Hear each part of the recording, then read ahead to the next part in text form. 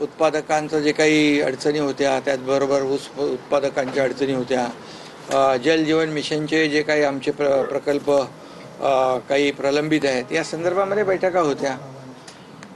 आणि महाराष्ट्राचे विषय घेऊन मुख्यमंत्री, मी स्वतः, सुनेत्रा ताई, आम्ही आणि अनेक मंत्री होते. त्यामुळे महाराष्ट्राचे विषय दिल्लीमध्ये जे काही केंद्राशी निगडीत आहेत ते आम्हाला सोडवायचे होते. आणि म्हणून आपले CR पाटील साहेब, जलशक्ती मंत्री, त्यांच्याबरोबर बैठक झाली.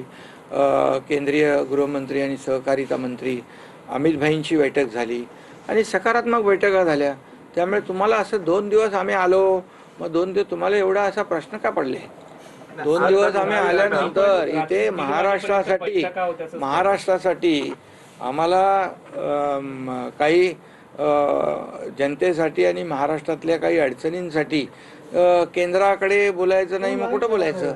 अगोदर तर सरकारना ते केंद्राशी बोलणं त्यांना कमीपणाचं वाटायचं, पण आम्हाला ते वाटत नाही. आम्ही शेवटी जनतेसाठी, महाराष्ट्रासाठी, आदरणीय प्रधानमंत्री नरेंद्र मोदीजी असतील, बाकी अमित भाई असतील, इतर जे काही मंत्री असतील, त्या संदर्भामध्ये त्यांच्याशी चर्चा करून महाराष्ट्रासाठी काही ना काही केंद्राने नेहमीच दिलेलं आहे.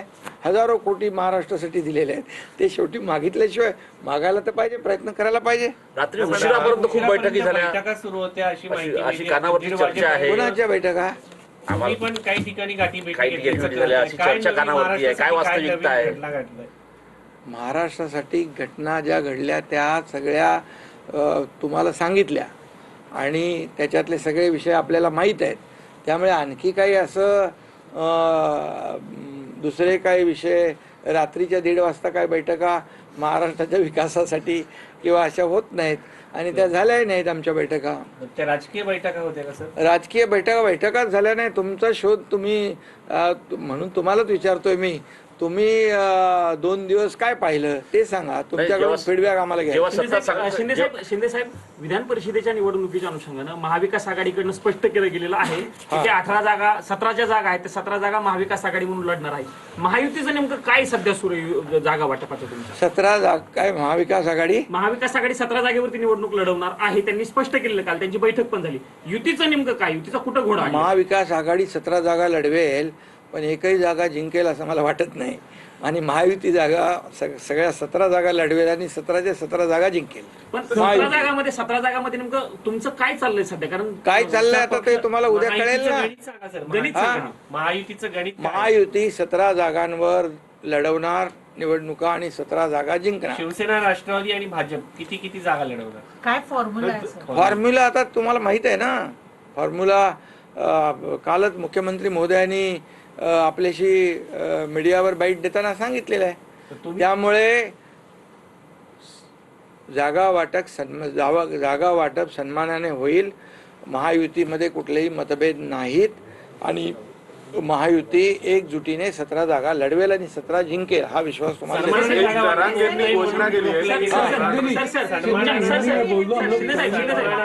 जागा वाटप होत नाही, सन्मानानं जागा वाटप होते म्हणून रखडलेलं आहे का? नाही, रखडलं म्हणजे अरे तुम्हाला अजून 1 तारखेपर्यंत फॉर्म भरायचे आहेत.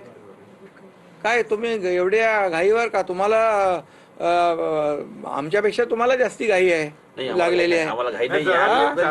घोषणा केली की रणरणत्या उन्हात मी म्हणजे थेट उन्हामध्ये विना छपरा शिवाय मी उपोषणाला बसणार आहे, अन्न पाणी त्याग करून. नाही, आता त्यांना प्रसाद लाड आमचे आमदार जाऊन भेटलेत आणि त्यांनी काही गोष्टी, त्यांच्या मागण्या ज्या आहेत त्या ऐकून घेतलेल्या आहेत. मुख्यमंत्री महोदयांच्या बरोबर त्यांनी त्या सांगितलेल्या आहेत आणि मला वाटतं आम्ही चर्चा करू मुख्यमंत्री महोदय आणि आम्ही.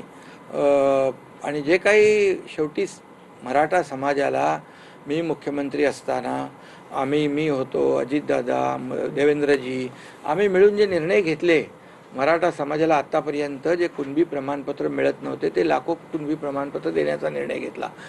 जस्टिस शिंदे कमिटी आम्ही नेमली, त्यांनी ते कुणबी प्रमाणपत्र नोंदी शोधल्या.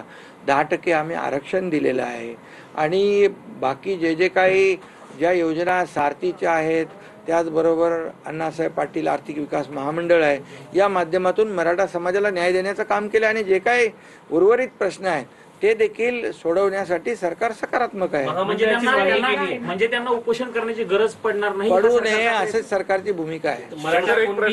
मराठा कुणबी महामंडळाची देखील त्यांनी मागणी केलेली आहे. ठीक आहे, त्याच्यावर आता मुख्यमंत्री आणि आम्ही चर्चा करू. मुख्यमंत्र्यांनी पंतप्रधान नरेंद्र सर, मोदी एक यांची प्रश्न भेट असा आहे घेतलेली या आहे. सगळ्याला जोडूनच की आता आसाममध्ये म्हणजे समान नागरी कायदा लागू केला गेला. एक तिसरं राज्य ठरलंय देशातलं समान नागरी कायदा लागू करणार. महाराष्ट्राने